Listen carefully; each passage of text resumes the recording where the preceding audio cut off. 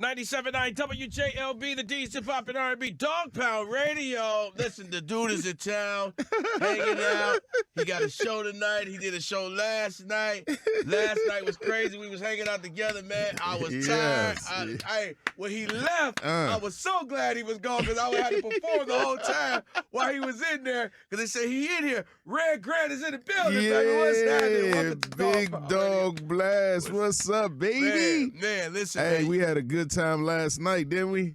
We most certainly did, man. One mic straight to Day-Days. Yeah. Come on, man. You got another show tonight. Yeah, I got two shows tonight, Okay. 7:30 and 9:15. And it's just been a blast. I want to thank Detroit, man, for coming out and supporting the movement, man, and just showing out, man.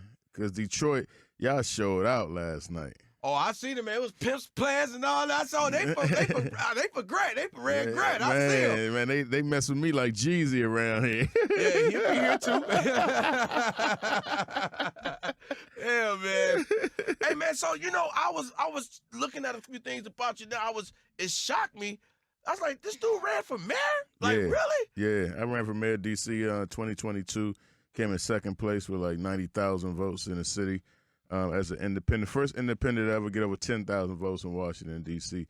So, and then I ran for city council this recent in 2024 and got 46% of the vote. So I've just been like, but I really do it because, I'm trying to really help the community. Okay. Like I found out like what politics really is. Uh-huh. And it's what we've been doing since we was little. Okay. Politicking is supposed to be about the people. And it's gone so far left that, it's going to take some real ones to come in there and pull it back right, or we're going to have a whole new agenda. Now, let me ask you this. Okay, so you saying if you was to get in there, you would try to change things. Do you think that you would be able to? Because there's somebody that's going to be higher than you. How would you make any changes? Well, see, your voice is to change first. See, you can't be, I don't want to say a sucker, but I'm just saying you can't sit back and see things that's happening and not say nothing about it. Right. Not speak for the people. See, people were put in that position to speak for the people, to be the voice for the people. And when you see things happening and you promise the people that you was going to be that voice, you're not, then you're a falsehood to the community. So I just want to be a voice. And when I see things, let the community know and have some type of integrity and accountability in that position. Do you do anything right now as Red Grant, the comedian? What steps do you take to try to improve where you're from or anything that you're thinking about? Well, me and my wife, we started Beyond Your Block about 4 years ago.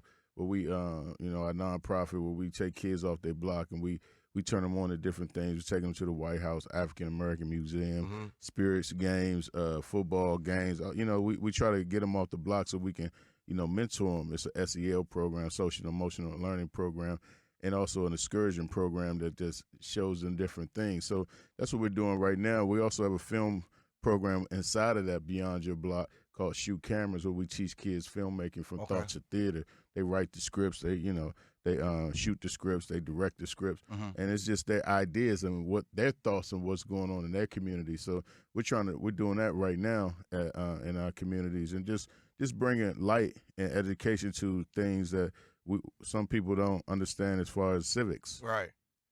When I heard you was running for a mayor, I said, "Oh, that's a spoof, man. He's a comedian. He don't mean this. This is this." But it was real. I was like, "Yo, okay." And I was very proud of that moment for you, man. How did you balance out, just taking the serious side from being a comedian? How did you turn that off to do that? I don't think it's no change because I'm not a comedian. I'm a storyteller. Okay. First and foremost, most of the people that are comedians, they joke around and all of that. I tell stories about my life and tell stories about people lives who they can relate to me. Right. Right. So I don't really look at myself as a comedian. I already, I was a football player first. I was a singer before that. I heard about you, man, for real. I was a singer before that. I was singing. Come on, I do it all. So, you ain't going to go back and say, well, you're a singer. You can't run for well, you play football. You can't run. So I just think it's a stigma of because, we got that comedy stigma on us, like we coming to play with you. But most comedians, if you study us, that we have most of us live in a dark place. Yeah, for sure. Come from a dark place. Definitely. So most of the stuff we're talking about, make you laugh because it's dark places that we've been in. And that's how y'all release. You release that by telling the story and making it funny to take the edge off of yourself. Correct, because I mean we're going through so much right now that it's so much funny. Yeah, you know, I'm a family man. That's in itself is a funny situation. Yeah, you know, you always talk about your family on your stage, on your performances. I do, man. I try because they changed my life, bro. Red Credit's in the building. He's got a show tonight at One Mic. Y'all make sure y'all get y'all tickets. Two shows tonight. Two shows. What time again? 7:30 and 9:15 tonight.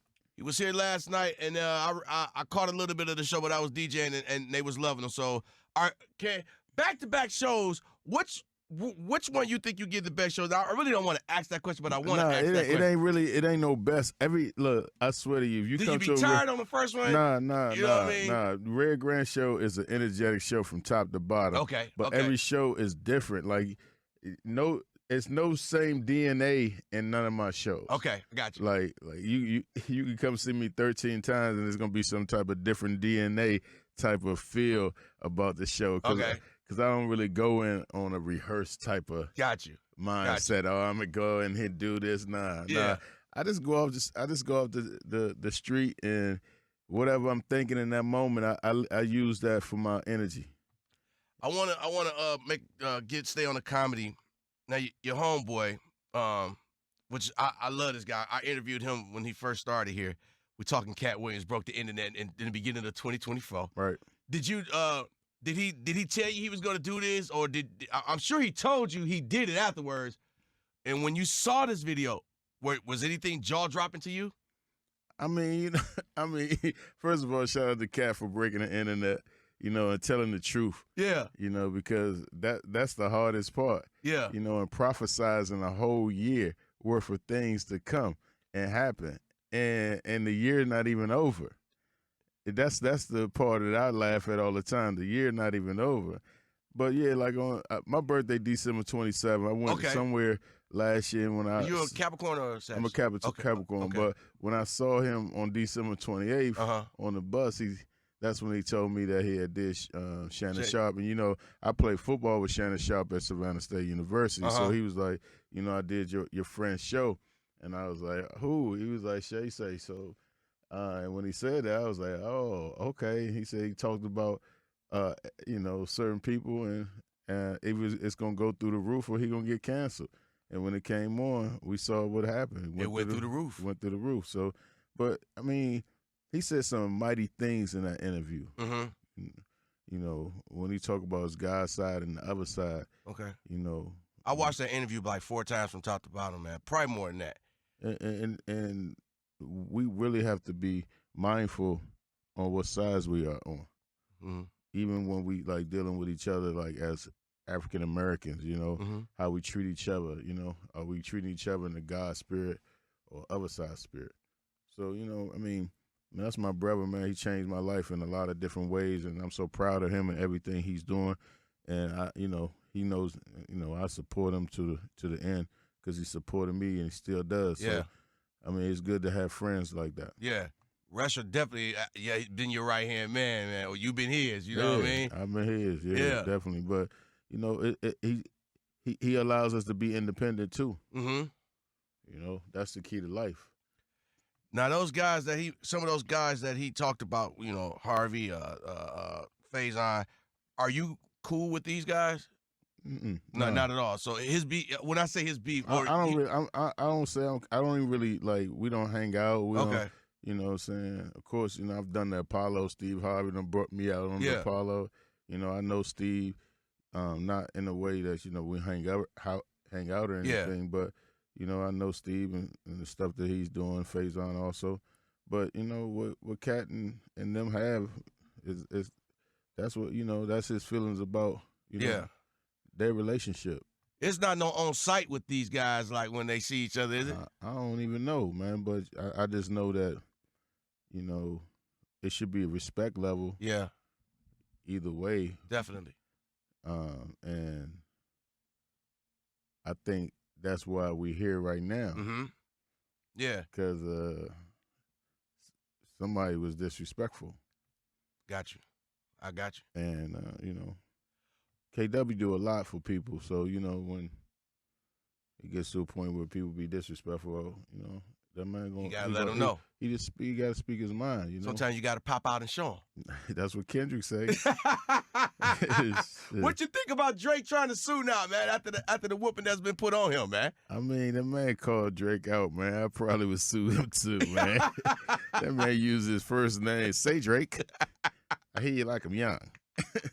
Come on, that in alone should get you $1 million. Do you think he gonna win anything? He gonna get something, man. He gonna settle out of court for $13,000 or something. $13,000. Hey, do you think that ruined Drake's career? Do you think it? No. What do you think? Hell no. It made Drake better. You still a Drake fan? Hell yeah. I mean, yeah. I'm more of a Kendrick fan now because he hot, but I've always been a Drake fan. I've always been a Kendrick fan, but I like to see the music go this way because it ain't like it's two artists. It ain't like it's two artists that's talking about I'm gonna shoot you in your face, right? Killer, killer, killer, right. killer. You know what I'm saying? They clever with their beef. But Kendrick cut deep though. He did cut deep. Yeah, but you know what I'm saying? Things like that. Drake Drake gonna sell out when he go on tour. Kendrick gonna sell out when he go on tour, and I just picture Drake in the room with everything off because he can't leave without hearing da da da da da da da da. I mean that beat was crazy. Mustard stupid for that one, man. God. Da da da da. Nah, that because it's just so many different joints in there. What's up with these jabroni asses? Come on, who says that? Hey, when he called him Wayne Grove, I don't even think people knew who Wayne Grove is. You know who Wayne Grove is, right? Nah. That was in the movie Heat. You ever seen Heat with Robert De Niro and who played Robert De Niro? Who played Scarface? Al Pacino. Al Pacino, yeah. Yeah, they played a movie. It was Robert De Niro and I remember Heat.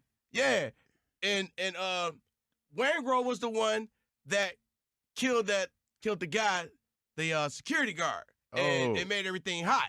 Oh. Yeah, that's who Wayne Grove was. Oh, so he's saying that Drake making things hot? I got to go back and listen to it. I got to watch it again. Because me and my boy always talking about Wayne Grove. And so when Drake said that, I was like, that's funny.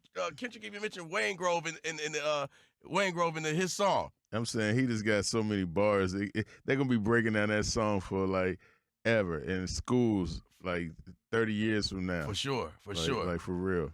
Hey, before you get out of here, man, I want to talk about the trolling on the internet, man, like with people like Orlando Brown, man. He's a wild guy, man. Yeah, he wild. He's talking about, last thing I seen him on there with Fernie Marco talking about he banged out Bow Wow sometime back in the day. Did you see that? Yeah, I be seeing him talk about that, John, but I think he be trolling. Because I don't think I definitely don't think nephew Bow Wow is like that, so he like women too much. Diddy did too, right? I don't know what Diddy did. Look, the thing about let me say this about all of this, and I hope I can put a Band-Aid on it. But individuals use social media to get their message across or to get their fame across. Mm-hmm. And it's however you want to use it. Sometimes people say, I'm just going to talk about this and that, and I don't care how wild it sounds. I'm going to throw it out there. And if you believe it, you believe it. But Diddy, I know with the Diddy situation, the way it looked like it's turned out, Diddy going to get out too. You think so? I think so. I mean, I don't know what... I don't know what they, Yeah, I get what you're saying. I don't see this. Well, yeah, because it's like everybody saying, is he in jail for being freaky? You can't. That's not a crime. It's embarrassing, but it's not a crime. Yeah, and what part of the trafficking is the trafficking?